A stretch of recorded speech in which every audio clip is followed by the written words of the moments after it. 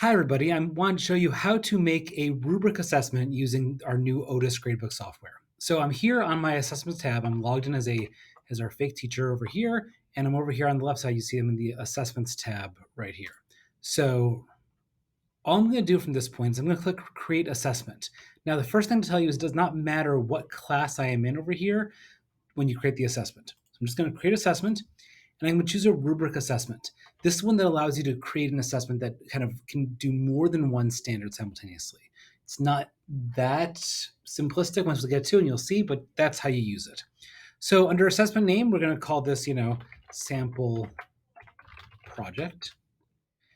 But here we have assessment type. This does not matter at all from the back end of Otus, so you can just click assignment here. And then our grade scale is, of course, the LPS middle school grading scales. I click next. And now we have the assessment I'm building here. Now, the first thing we have here are our descriptors. Descriptors in Otus are really another way of putting it for our standards. Okay, so if this assessment for the sample project was on, I would actually first look at the link standards. So I'm going to go to link standards, and I'm going to go to my custom standards, and let's say this is for a social studies class in 6th grade.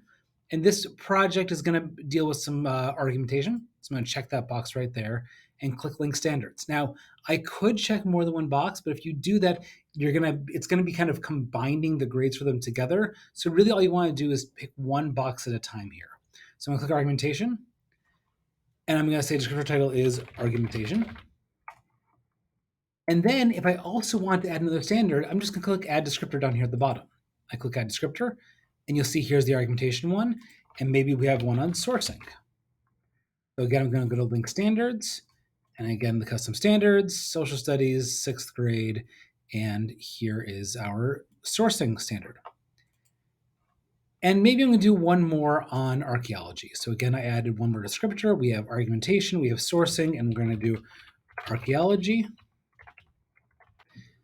And again, I'm going to link the standard. And again, I go to custom standard, you do the same thing each time. Now you notice back here, it did say recent.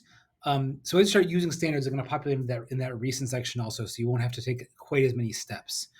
But again, social studies and 6th grade and archaeology. Link standards.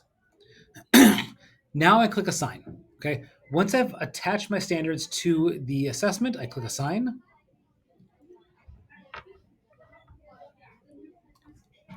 And here's where I select my classes. And I can select more than one class at a time. So this is going to go to both my Clark and Diamond classes here. I just click on those two classes, and we have the students. You'll notice how it says assign 6. The way Otus is looking at this is really looking at as what students here you assign this to rather than what classes. You could take off a student and just assign it to certain students in a class. That works totally fine in Otus. A little further down, we can pick a due date for this, when this assessment is going to be due.